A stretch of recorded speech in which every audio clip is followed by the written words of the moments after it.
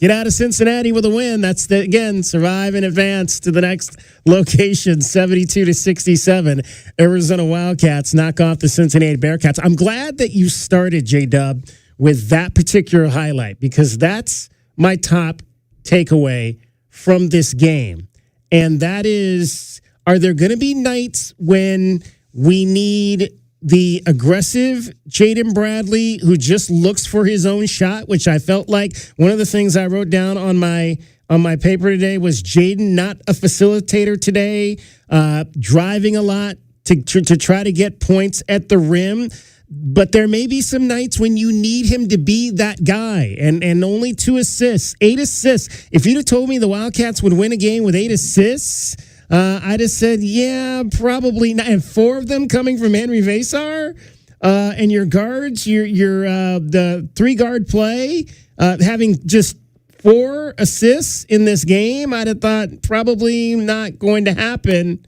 But that's what happened in this ballgame. I looked up in the second half, and I'm thinking the Wildcats have 5 assists, and they're up 19 points in this game. How is that part happening? But again, Jaden Bradley, late in that game, got aggressive to the basket with the basketball, and that's what the Wildcats needed because they weren't making very many jump shots, and they needed to also maybe get some fouls and get to the line as they ended up going 27 times and making 21 of those. But so are there going to be nights when we're okay with Jaden maybe not being that facilitator and being that guy that just needs to take the ball to the basket? That's my question tonight. 520-848-1290. 520-848-1290 is the number to get in on the program. Joined by Kelvin Efon and J.W. Madden. Guys, what do you think on that? Well, I think that Jaden is in a situation where, as you can see, the whole team assist total was down. So that means that Cincinnati was playing to stop us from making those passes. So what I saw was Jaden probing around and no one's getting open because they were denying and really up our guys and taking away those easy passing lanes and easy assist lane. So you had to penetrate and try to make something happen and play more off of offensive rebound. Sometimes you're going to go into games like that, especially when if I'm a coach and I look and see Arizona averaging 20-some assists a game, I'm going full deny. I'm going to force Jaden Bradley to beat me. And so, yeah, there's going to be some games where he has to go in there and make the shots. Now, where he won the game at, and J-Dub is going to hear me here, is that he wasn't jacking threes. Mm-hmm. Usually what happens is you play that deny defense and guys settle for long jump shots. And that's right into the hands. And that's kind of how they got back in the game, right? We missed a few three-pointers. They went on fast break, got some easy layups. Right, and they took away fast break for us. I mean, I think we had three fast break points. So that was the emphasis: get back and take away the fast break points, and deny and do not allow easy assists on the perimeter. Yeah, I mean, we have invoked the names of Damon Stoudemire and Khalid Reeves a few times today on our pregame show. No disrespect to that 96-97 team, but the best backcourt I ever saw, Kelvin, was that 92-93 team with Reggie Geary as a young man on that team as well. The key to that, DK, was both those guys, Khalid Reeves and Damon, could go get their own against any defender. It didn't matter who put in front of either of those two guys. They could go get it. But if you shaded over 2 or 3 defenders towards their side, then they were very willing to set other guys up. So Caleb Love is seeing a ton of defensive attention right now. What I saw from Jaden Bradley was noticing that. Maybe earlier in the season, they forced into some doubles. There were some ill-advised shots and shot selection early in the season.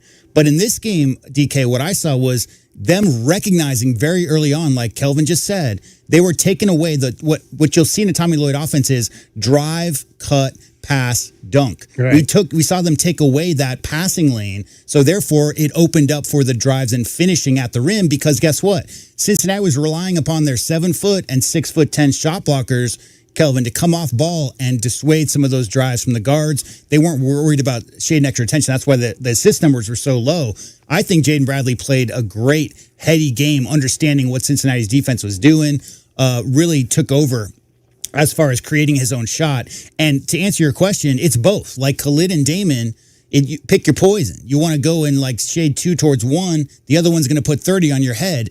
And we're seeing from Jaden Bradley, we have always known the skill set, but the confidence of being that offensive power, Kelvin, being the guy who could take the team on. We saw KJ do that a couple of times as well today, but it's not just all Caleb Love, and it can't ever be that because there's a lot of different guys on this team who can step. There's at least 2-3 guys in that team who can step into that role. Now, on Jaden Bradley, Kelvin, my question to you is 38 minutes, 2 games in a row. About 8 minutes left in the game, they pulled out that full quarter, 3/4 court trap, that North Carolina Dean Smith jump trap type of thing. And JB, for the rarest time, you don't see this very often, was a little shaky. Was a little shaky in his ball handling. Looked maybe like he could have had a little bit of rest at some point along that way. When they had a 19-point lead, I'm never here to second guess the coaching staff, but I think it's not long term. I don't think you want Jaden Bradley playing 38 minutes because guess what, Kelvin? Late game, Arizona's got a 4 or 5 point lead. You're going to see presses like that. You want him to have as fresh a legs as possible because he's a great press breaker single handedly, but he looked a little bit gassed. You make a great point, J-Dub, but I disagree with you. Let me tell you why. For these guys to be able to win, they're going to have to play 38 minutes. You go back and look, and some of these games are going to be so tight, there's not going to be room to take them out for 5 or 6 minutes and allow Conrad or whoever that they adjust to put in there. You just can't because that'll be where you lost the game at, right? So I feel like that right now, Coach has to condition these guys to play 38 minutes. You know, I've said this before. Sometimes you get in these games and you blow people out and you play your guys for 20 minutes, and then when they get in real dog fights, they have no legs to be able to play down the stretch and be able to finish free throws at the end of the game. The only way that you're going to get that is playing these games. And I tell you what, today maybe that works, but maybe you lose the game if you take Jaden out because the plays that he made to push us over that hump, I just don't know if Conrad could have made those. And secondly, I don't know if he'd been able to play defense against some of these guys because, they were some little stout guys. So, I do hear you because you make a great point. If you can get guys out of there and get them just 2 or 3 minutes, that's right? all I was thinking that when JB, because I've never seen him shaky ball hand. I've never seen him any kind of shake because he was loosey with tired. the ball a few times. Oh, yeah. And I was just kept thinking to myself, has he come out today? Have I seen Conrad play in this game today? Mm-hmm. And I want Jaden Bradley playing as many minutes as he possibly can out there. Don't get me wrong. And I was just thinking to myself, man, with that 19-point lead at one point, if Conrad could have gotten 1 minute or a minute and a half or whatever, even if they cut that lead down to 10 or down to 12 during that stretch, the freshness that JB will come back onto the court to deal with that pressure or whatever. But overall, I mean, I just think the defense, you gotta tip your cap real quick to the defense in that first half, guys, because, that team came in confident. 2 dunks. Right, on the first 2 plays, running that 4-out set, Kelvin, looking for those 2 lob targets, and Arizona just shut the water off. I don't know what they shot in the first half, but it was something like 28%.